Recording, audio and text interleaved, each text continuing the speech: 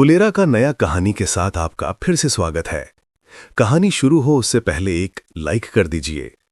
फुलेरा पंचायत कार्यालय में दोपहर की शांति छाई हुई थी। विकास हमेशा की तरह अपनी कुर्सी पर ऊँघ रहा था। विकास, सचिव जी ने आवाज दी। जी सचिव जी। विकास हड़बड़ाकर उठा। देखो, मक्खन की दुकान खुली है क्या? चाय पीने का मन कर रहा है। जी। विकास जैसे ही दरवाजे की तरफ बढ़ा, डाकिया साइकिल पर आता हुआ दिखा। सचिव जी, डाक! डाकिये ने पत्रों का एक बंडल मेज पर फेंका। सचिव जी ने बेमन से लिफाफे पलटने शुरू किए। ज्यादातर वही थे, पेंशन, शिकायतें, मनरेगा के नोटिस। तभी उनकी नजर एक चमकदार पीले रंग के लिफाफे पर पड़ी, जिस पर जिलाधिकारी कार्यालय की मुहर लगी थी। अरे, ये जरूरी लग रहा है। सचिव जी ने लिफाफा खोला और पत्र पढ़ने लगे। कहा है सचिव जी? विकास ने पूछा। सचिव जी ने पत्र पढ़कर मेज पर रखा। कुछ खास नहीं। अगले हफ्ते जिले में स्वच्छता एवं ग्राम विकास सम्मेलन हो रहा है। डीएम साहब का आदेश है कि हर पंचायत से एक प्रतिनिधि वहां भेजा जाए। प्रतिनिधि? विकास चौंक गया।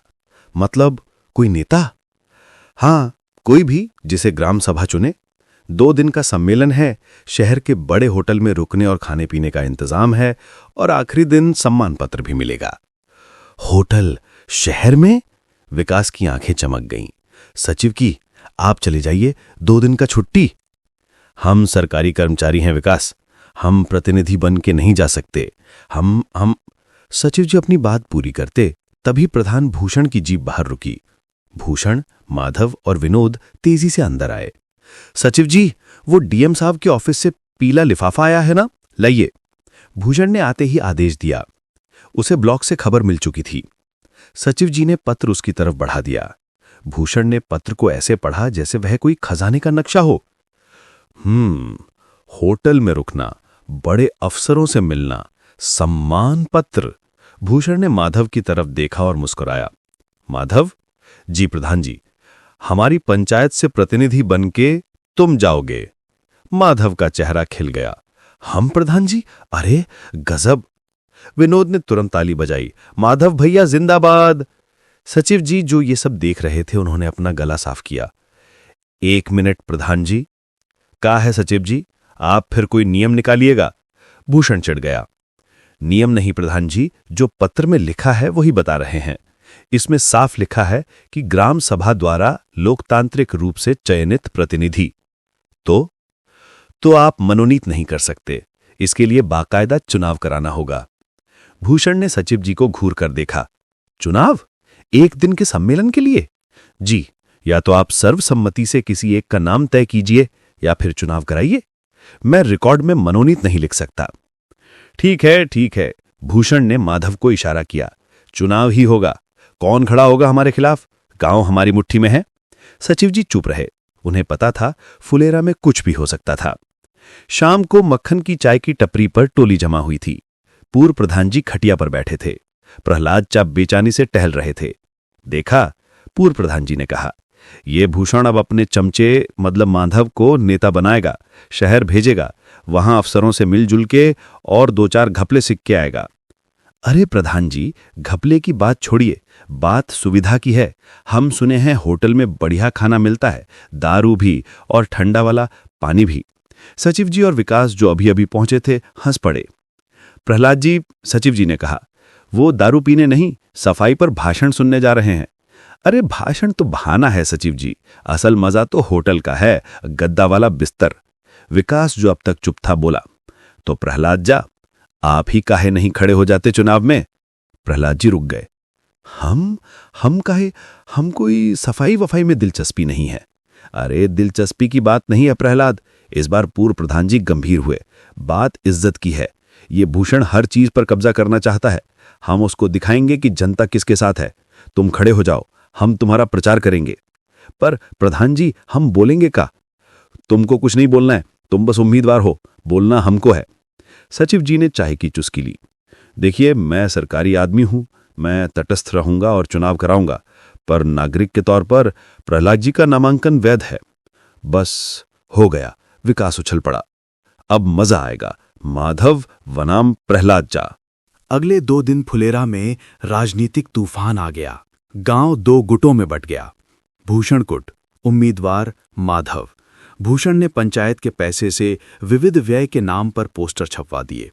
पोस्टर पर माधव की मुस्कुराती हुई तस्वीर थी और नारा था, गांव की आवाज माधव भाई, स्वच्छता के बनेंगे सरताज। भूषण और माधव जीप में बैठकर प्रचार करने लगे। भाइयों और बहनों, भूषण माइक पर बोल रहा था, अगर आप विकास चाहते हैं, स्मार्ट गांव चाहते हैं, तो युवा सोच को वोट दें। माधव शहर जाएगा, नई तकनीक सीख कर आएगा। विनोद, जो जिंदाबाद बोलने के लिए रखा गया था, चिल्लाया, माधव भैया शहर से बल्ब लाएंगे। चुप कर, माधव ने उसे डांटा, सोलर लाइट बोल। प्रहलाद चा गुट, उम्मीदवार प्रहलाद चा। इनके पास पैसा नहीं था पर दिमाग था। प्रचार का जिम्मा खुद पूर्व प्रधान जी ने उठाया। विकास चुपके उनका रणनीतिकार था। चौपाल पर पूर्व प्रधान जी ने भाषण दिया, भाइयों, ई चुनाव होटल जाने का नहीं है, ई चुनाव गांव की आत्मा को बचाने का है। वो युवा सोच की बात करते हैं, हम अनुभव की बात करते हैं। प्रहलाद को आप सब जानते हैं, ई आपके सुख दुख का साथी है। प्रहलाद चा भावुक हो गए। भाइयों, प्रहलाद चा ने कहा, हम का जाने सम्मेलन का होता है, हम तो जमीन के आदमी हैं। आप हमको जिताओगे तो हम वादा करते हैं, शहर से सबके लिए मिठाई लाएंगे। ये सुनकर बच्चों ने ताली बजाने शुरू कर दी। विकास ने धीरे से भीड़ में फुसफुसाया, और बड़ों के लिए ठंडा वाला भी लाएंगे। ये सुनते ही गांव के पियक्कड़ों की आंखों में चमक आ गई। प्रहलाद चा का वोट बैंक मजबूत हो गया। चुनाव से एक रात पहले भूषण के घर पर जरूरी बैठक हुई।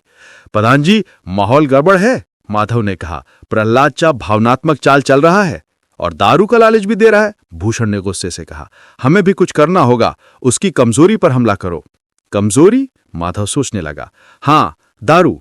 हम अफवाह फैलाते हैं कि प्रहलाद चा ने कसम खाई है कि अगर वो जीता तो शहर जाकर सम्मेलन में गांव की इज्जत डुबाएगा और खूब नागिन डांस करेगा। नहीं, भूषण ने कहा, इससे लोग डरेंगे नहीं, कुछ और सोचो। तभी विनोद, जो चुपचाप चाय पी रहा था, बोला, प्रधान जी एक बात है। का? हम अभी मक्खन की दुकान से आ रहे हैं। वहां प्रहलाद चा बोल रहे थे कि सम्मेलन तो ठीक है, पर असली काम तो शहर से अंग्रेजी दवा लाना है। दवा? भूषण चौंका। हाँ, कह रहे थे कि उम्र हो गई है, घुटने काम नहीं करते, शहर जाकर घुटने का ऑपरेशन कराएंगे और 2 महीने आराम करेंगे। भूषण और माधव ने एक दूसरे को देखा। उनके हाथ जैकपॉट लग गया था। असली बात यह थी कि प्रहलाद चा मजाक में पूर्व प्रधान जी से कह रहे थे कि घुटने दुख रहे हैं, शायद सम्मेलन के बाद दवा लानी पड़ेगी। विनोद ने इसे ऑपरेशन समझ लिया था। अगली सुबह चुनाव से ठीक पहले माधव और विनोद ने पूरे गांव में खबर फैला दी, सुनो भाई सुनो, प्रहलाद चा को वोट देकर क्या फायदा? वो तो सम्मेलन के बहाने शहर अस्पताल में भर्ती होने जा रहे हैं, 2 महीने नहीं आएंगे। वो गांव के प्रतिनिधि नहीं, अस्पताल के मरीज हैं। ये सुनते ही माहौल बदल गया। पंचायत कार्यालय के बाहर भीड़ जमा थी। सचिव जी चुनाव अधिकारी बने थे। ठीक है, सचिव जी ने कहा, प्रस्ताव साफ है, सम्मेलन में कौन जाएगा? जो लोग माधव जी के पक्ष में हैं, कृपया हाथ उठाएं। भूषण, माधव, विनोद और उनके गुट के 15-20 लोगों ने हाथ उठाया। प्रहलाद चा मुस्कुरा रहे थे, उन्हें अपनी जीत पक्की लग रही थी। और जो लोग प्रहलाद चा के पक्ष में हैं, हाथ उठाएं। प्रहलाद चा के समर्थन में सिर्फ पूर्व प्रधान जी और विकास ने हाथ उठाया। प्रहलाद चा ने भीड़ को घूर कर देखा। वो सब पियक्कड़ दोस्त जो कल रात ठंडा लाने के नाम पर जिंदाबाद कर रहे थे, आज चुपचाप नीचे देख रहे थे। ई का हुआ?